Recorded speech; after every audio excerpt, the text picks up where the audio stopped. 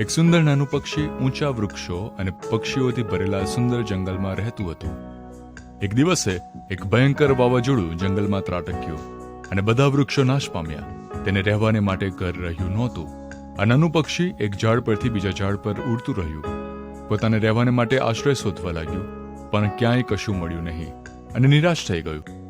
અચાનક તેને તેની માતાના શબ્દો યાદ આવ્યા કે જ્યાં જીવન છે ત્યાં આશા છે. આ પક્ષીને સમજાયું કે ભલે મારું ઘર નાશ પામ્યું છે, પણ હું તો જીવિત છું ને. ઘર તો નવું પણ બનાવી દેવાશે. હવે તેને નવું ઘર બનાવવા માટે સાધન સામગ્રી શોધવાનું શરૂ કર્યું.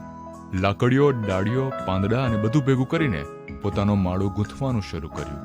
તેને આમ ઉત્સાહભેર કામ કરતા જોઈને જંગલના અન્ય પક્ષીઓ તેની મદદે આવ્યા.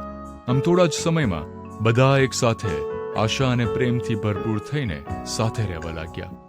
હવે જંગલમાં સૂર્ય તેજસ્વી રીતે પ્રકાશતો હતો. ફૂલો સુંદર રીતે ખીલીને મીઠી સુગંધ ફેલાવી રહ્યા હતા. આ નાના પક્ષીની મહેનત અને એક દ્રઢ નિશ્ચય આ ઘરે ફળીભૂત થયો હતો. અને હવે તે પહેલા કરતાં પણ વધુ સુંદર જગ્યાએ ઘર બનાવીને રહેતું હતું. અને તેની આશાને કારણે હવે તે જગ્યા શાંતિ, પ્રેમ અને ખુશીનું સ્થળ બની રહ્યું. બાઇબલમાં યશાયા 40મા અધ્યાયની 31મી કલમમાં આશા આપતા લખવામાં આવ્યું છે કે પણ યહોવાની રાહ જોનાર નવું સામર્થ્ય પામશે. તેઓ ગરુડની જેમ પાંખો પ્રસારશે. તેઓ દોડશે ને થાકશે નહીં. તેઓ આગળ ચાલશે ને નિર્ગત થશે નહીં.